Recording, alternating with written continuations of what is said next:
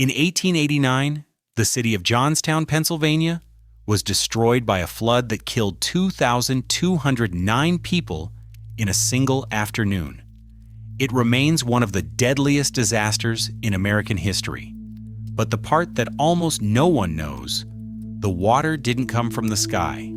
It came from a dam that had been poorly maintained for years, and the people who owned the dam had been warned repeatedly that it would fail. They ignored the warnings because fixing it was expensive. That is not the story of the storm drain, but it is the logic that built it. For most of human history, cities had no system for managing rainwater. When it rained, water ran wherever gravity took it. Down streets, into basements, through markets, between houses. Cities were built in valleys and near rivers because water was necessary for survival. The same geography that gave a city its water supply also made it flood. The earliest drainage systems weren't designed to protect people. They were designed to protect property. The Romans built cloaca, underground channels that removed water from streets and sewage from buildings, primarily to keep roads usable for trade and military movement. The pedestrian was an afterthought. That priority, property over people, was encoded into drainage engineering from the very beginning, and it never fully changed. What changed everything wasn't concern for human life. It was the discovery that standing water was killing people in ways nobody had connected to the water itself. In 1854, a physician named John Snow mapped the cholera deaths in the Soho district of London and traced them to a single water pump on Broad Street. This is usually told as the story of how we discovered waterborne disease. It is also the story of how cities learned that standing water was a death sentence. Before Snow's map, cholera was attributed to bad air, miasma. The theory was wrong, but it led to the right behavior. Remove the water, and the smell goes with it. Cities began building drainage systems not because they understood germ theory, but because they were terrified of the smell. The irony is significant. The earliest storm drain systems in the United States and Europe were built to prevent the appearance of contamination, not the contamination itself.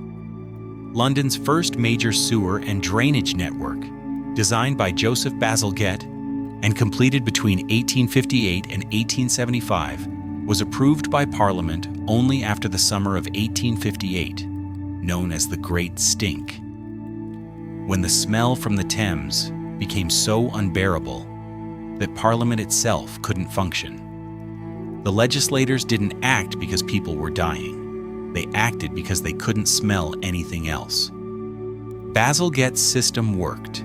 Cholera outbreaks in London dropped dramatically after the network was completed. But the system was designed around one primary goal: move water away from populated areas as fast as possible. The speed of removal mattered more than where the water went. That principle, move water fast, worry about everything else later, became the foundational logic of storm drain engineering worldwide. And it is still the logic used today. The engineering specification for a modern storm drain is straightforward: accept water at street level, route it underground, and discharge it into a waterway as quickly as possible. The faster the system can move water from street to outfall, the larger the storm it can handle without flooding. This sounds like a good design. It is not. When rainwater falls on natural ground, it does something the storm drain was designed to prevent. It slows down. Soil absorbs water. Vegetation intercepts it. The water percolates through layers of earth, filtered as it moves, and eventually joins the groundwater table or emerges slowly into streams. The entire process takes hours or days. When rainwater falls on a modern city, it hits asphalt, concrete, rooftops, and parking lots. None of these surfaces absorb water. The water runs off immediately, accelerating as it flows toward the lowest point. A storm drain collects all of this accelerated runoff and sends it into a pipe or channel at high speed. The result? Rivers and streams at the bottom of urban drainage systems receive water in concentrated pulses instead of slow, gradual flows. A storm that would have been absorbed harmlessly by natural ground becomes a sudden surge that overwhelms the receiving waterway. Flash flooding in urban areas is not primarily caused by heavy rain. It is primarily caused by how fast the storm drain moves water out of the city. Engineers have known this for decades, the term flashiness. The tendency of urban waterways to rise and fall rapidly has been studied since the 1970s. The solution is also known: slow the water down. Hold it in retention basins, green infrastructure, permeable pavement. Let the ground absorb what it used to absorb before the city was built. Cities have been slow to implement these solutions because retrofitting drainage infrastructure is expensive. So they build the storm drain bigger instead, which moves the flood downstream faster and makes the next city's problem worse. In 1960, the American Society of Civil Engineers published a standard for storm drain design. The standard specified pipe sizes, slope ratios, inlet spacing, and discharge calculations. It addressed the hydraulic capacity of every component in the system. It did not address what happens to a person who falls into one. This was not an oversight. It was a priority.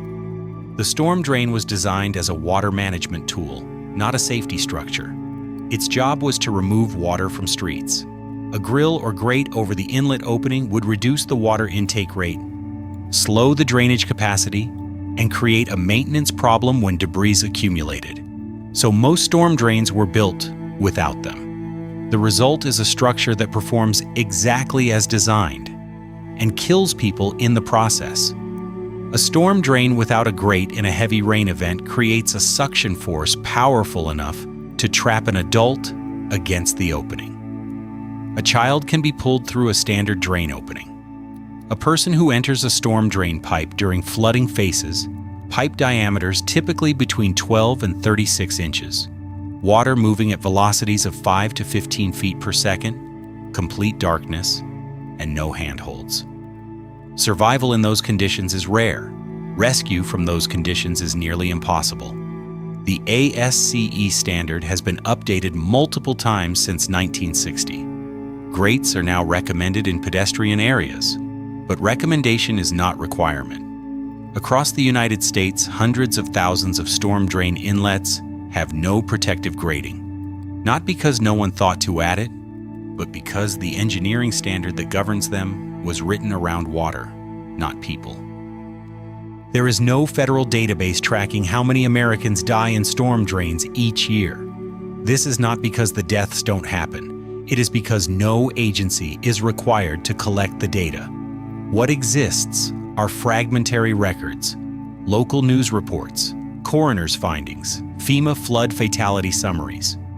From these sources, researchers at the University of Colorado have estimated that between 80 and 100 Americans die each year in storm drains and urban drainage channels. The number is almost certainly an undercount. The breakdown is not what most people expect. The majority of storm drain fatalities are not children falling through grates.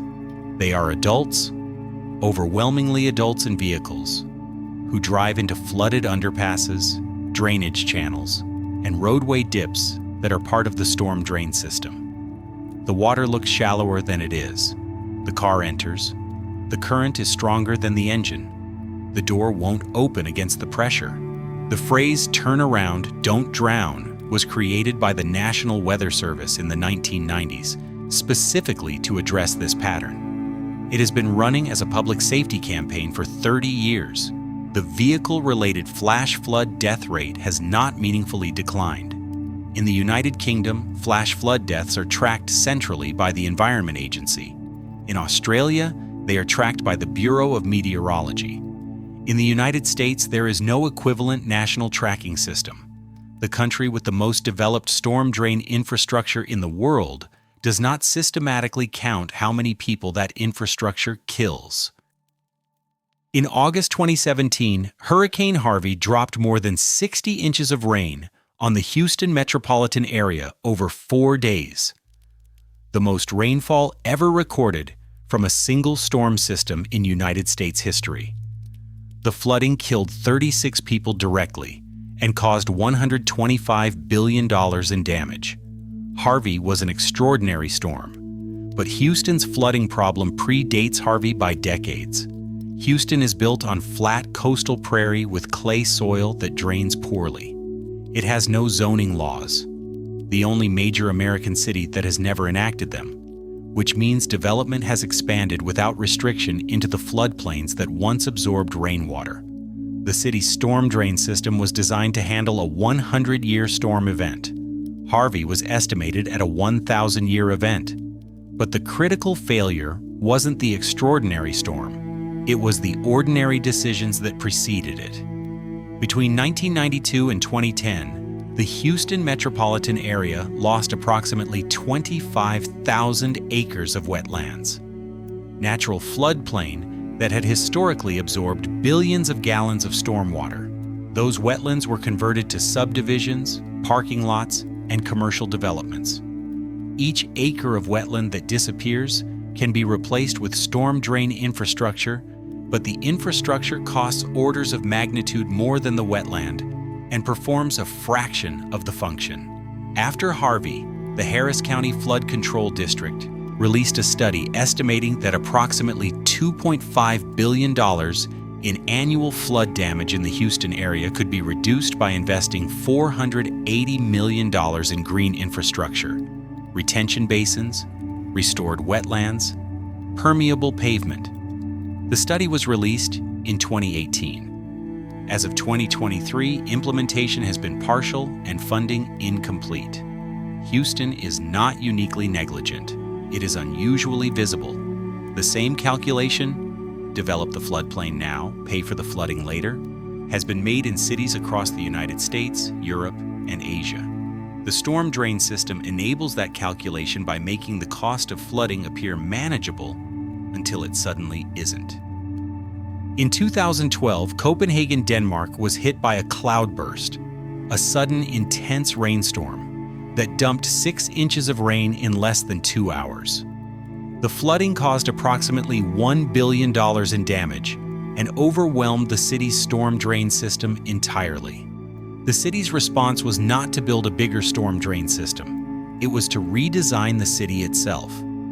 Over the following decade, Copenhagen implemented a cloudburst management plan that converted streets, parks, and public spaces into components of the drainage system. Roads were redesigned with subtle slopes that direct water into designated retention areas during heavy rain. Parks were reconfigured to hold water above ground temporarily before releasing it slowly into the drainage network. Underground cisterns were built beneath public squares. The result is a system that manages extreme rainfall by slowing water down and holding it, the opposite of the move it fast principle that has governed storm drain engineering since Bazalgette. Copenhagen's system is not cheaper than a conventional expanded storm drain network, but it is significantly more effective at preventing property damage, and it does not create the downstream flooding that accelerated drainage causes. The Copenhagen model has been studied and cited by cities around the world. Implementation has been slow. The obstacle is not technical knowledge. It is the same obstacle that has governed drainage decisions for 150 years. Retrofitting costs money now, and flooding costs money later. The political incentive is to pay later. The storm drain is everywhere. It is one of the most common pieces of infrastructure in any city. More common than traffic lights, more common than fire hydrants, present on virtually every block of every urban street in the developed world. It does not have a lobby. It does not have an advocacy group. It does not appear in political debates about infrastructure investment. When cities present infrastructure budgets to the public, storm drains appear as maintenance line items, not capital investments. Their condition is invisible until a flood makes it visible. The paradox of the storm drain is this: It was built to make flooding manageable, and it succeeded well enough that cities stopped treating flooding as a problem worth preventing. The storm drain normalized flooding. A city with an adequate storm drain system loses a basement, a car, occasionally a life, and moves on. The infrastructure absorbs the consequence just enough to prevent the political response that would actually fix the underlying problem. That underlying problem is still the one identified in 1854. Cities put their water infrastructure where water wants to go, then build everything else on top of it, and then manage the consequences with pipes. The storm drain is not a solution to urban flooding. It is a device that makes urban flooding tolerable enough to ignore. And here is what makes it genuinely strange. The cities with the most sophisticated storm drain systems, the deepest tunnels, the largest pipes, the most complex networks, are also the cities with the highest flood damage costs. Because the storm drain's success is what allows the city to keep building in places it shouldn't. Chicago's deep tunnel system, completed over 3 decades at a cost of $4 billion, is one of the largest storm drain projects ever built. It reduced combined sewer overflows by 85%. It did not reduce flood risk. Between 2008 and 2018, Chicago recorded more than $5 billion in flood damage. The drain worked. The flooding continued. The city kept building.